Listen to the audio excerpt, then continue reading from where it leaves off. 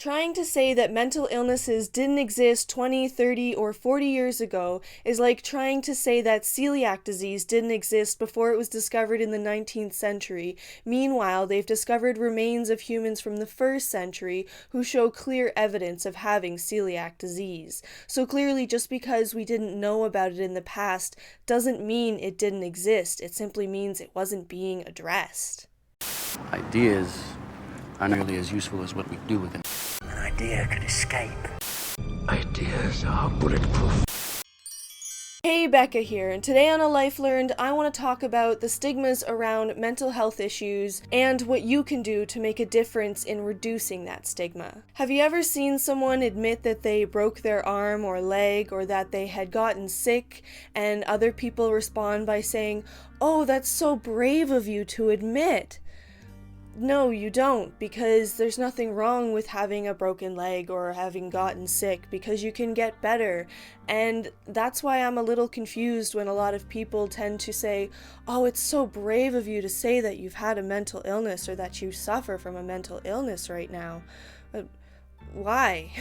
Why do these people think it's so brave of me? And the answer is stigma. The stigma around having a mental illness is still very pervasive in our society. A stigma is something that forms out of misunderstanding, where people tend to view others in a negative light as a result of them having some kind of characteristic or trait that is stereotypically viewed as some kind of disadvantage. And so, of course, stigma is a very common thing that people with mental health issues have to deal with. Many studies have found that the media and the entertainment industry in general has played a huge role in shaping the way most people view mental illnesses, because they tend to portray them in very negative, stereotypical ways as dangerous, unpredictable, or violent. And so this then leads to many headlines and news of people doing violent acts as a result of mental health issues, which do happen, but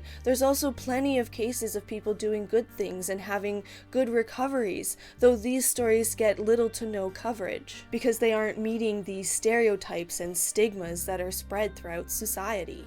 And whenever there is a story about someone losing their life to mental illness, in other words, unfortunately committing suicide, they very frequently will dwell on how it happened, what it is that they had done to commit suicide, the fact that they had died of asphyxiation or blood loss or something awful like that, and they won't focus on the fact that they had died from a mental illness which caused them to basically suffer from absolute hopelessness and in the end die from that hopelessness. So all of these really negative and skewed portrayals of mental illness and how people can be when they're mentally ill has a huge impact on the misunderstandings and the fears that are created amongst people who don't really understand what is involved in mental health issues and the different plethoras of mental health issues that exist in the world. And of course, all this misunderstanding is what's leading to these stigmas that people have to deal with when dealing with mental health issues. Sadly, a Canadian study found that just under half of Canadians actually believe that mental health issues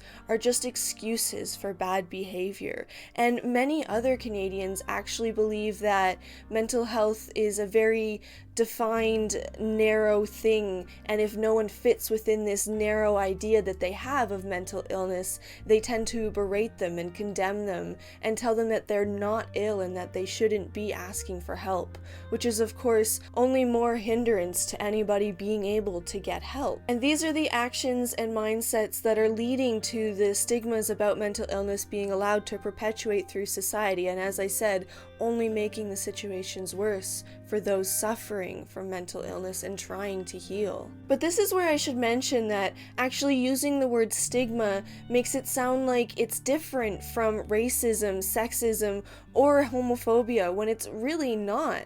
it's basically prejudice and discrimination, which is what all those are. Research shows that over half of those suffering from mental illness feel that they've been discriminated against, and they're embarrassed by their mental illness, and that's just not fair, because you aren't your illness. It is something that you have. It is not who you are. And people have a right to live without discrimination. That includes being discriminated against for their mental illness. So in a sense, that makes discrimination against mental illnesses a human rights issue. And the UN says that all persons with a mental illness shall be treated with humanity and respect for the inherent dignity of the human person. So clearly this respect and dignity is a human right that people with mental illnesses should still be allowed, regardless of the fact of being ill. You don't deny someone who's gotten sick from the flu or broken their leg their human rights. You don't deny them respect.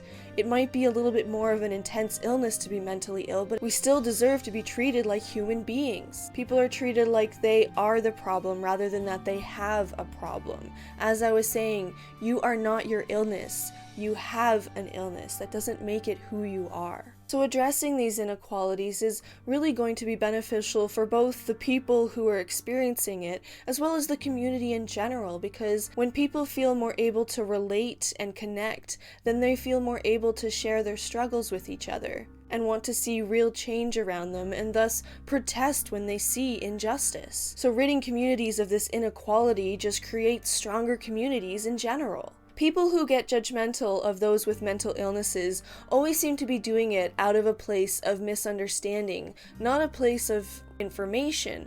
So with this, if we can educate more people and share this information with more and more people, we can slowly work towards a society that reduces the stigmas that exist around mental illness. And if that could happen, if the stigmas could be removed, I swear so many more people would be able to seek help so much sooner, because they wouldn't be afraid of being judged. They wouldn't be afraid of facing disadvantages or discrimination as a result of being ill. 1 in 5 Canadians faces a mental illness in their lifetime, so it's really not that rare.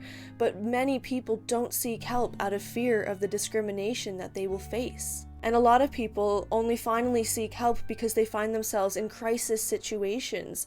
So if they could feel more comfortable to seek help earlier on when they're first recognizing that they're having issues, they would save a lifetime of troubles and struggles, and they would also prevent themselves from ever getting in that crisis situation.